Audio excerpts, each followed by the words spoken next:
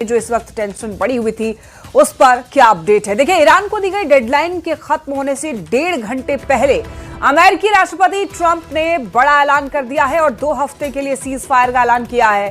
और अपने social media truth पर ट्रंप ने पोस्ट करके सीज फायर की जानकारी दी है, जिसमें उन्होंने ये कहा कि यह फैसला एक अहम शर्त के साथ जुड़ा हुआ है।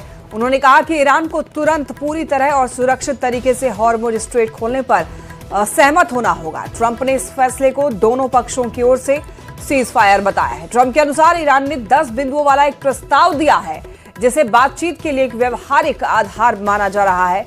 उन्होंने ये कहा कि अमेरिका और ईरान के बीच पहले से विवाद के अधिकांश मुद्दों पर सहमति बन चुकी है और 2 हफ्तों का ये वक्त समझौते को अंतिम रूप देने के लिए दिया गया है।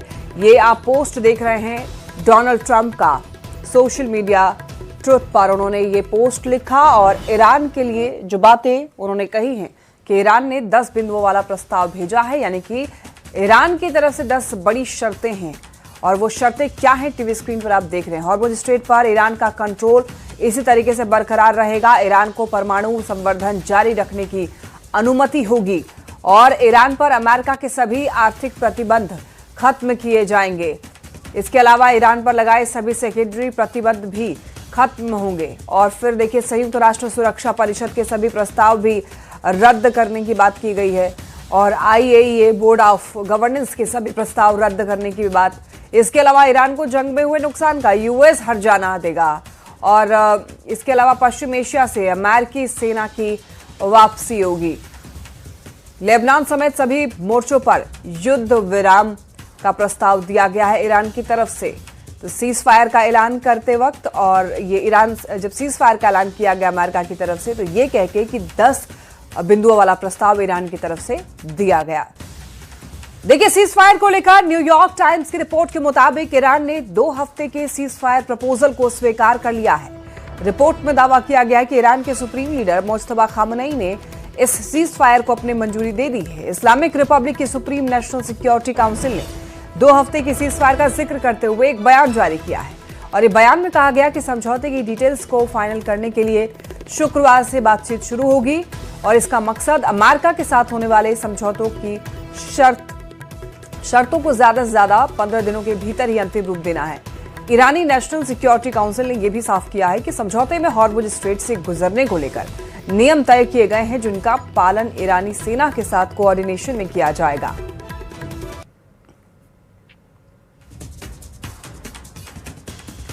देखिए, सीज फायर को लेकर न्यूयॉर्क टाइम्स की रिपोर्ट के मुताबिक ईरान ने 2 हफ्ते के सीज फायर प्रपोजल को स्वीकार कर लिया है। रिपोर्ट में यह दावा किया गया कि ईरान के सुप्रीम लीडर मुज्तबा खामनेई इस सीज फायर को अपनी मंजूरी दे दी है। इस्लामिक रिपब्लिक की सुप्रीम नेशनल सिक्योरिटी काउंसिल ने 2 हफ्ते की सीज फायर का जिक्र करते हुए एक बयान जारी किया और बयान में कहा गया समझौते की डिटेल्स को फाइनल करने के लिए शुक्रवार से बातचीत शुरू होगी। इसका मकसद अमेरिका के साथ होने वाले समझौतों की शर्तों को ज्यादा से ज्यादा 15 दिनों के भीतर ही अंतिम रूप देना है। ईरानी नेशनल सिक्योरिटी काउंसिल ने यह भी साफ किया कि समझौते में हॉर्मुज स्ट्रेट से गुजरने को लेकर नियम तय किए गए हैं, जिनका पालन ईरानी सेना के साथ कोऑर्डिनेशन में किया जाएगा।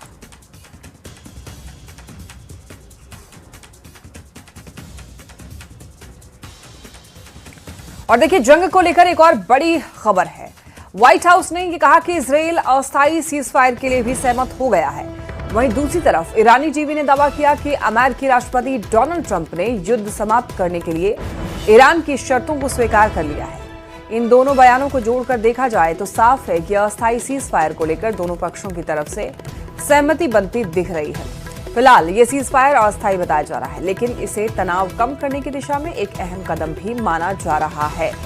तो देखिए, यहाँ पर सीज फायर अस्थायी होगा और इस अस्थायी सीज फायर के लिए इजराइल तैयार हो चुका है। इजराइल भी सहमत हो गया है, ऐसा अमेरिका का कहना है। वहीं दूसरी तरफ ईरानी टीवी ने भी दावा किया है कि अमेरिकी राष्ट्रपति डोनाल्ड ट्रंप ने युद्ध समाप्त करने के लिए ईरान की शर्तों को स्वीकार कर लिया है।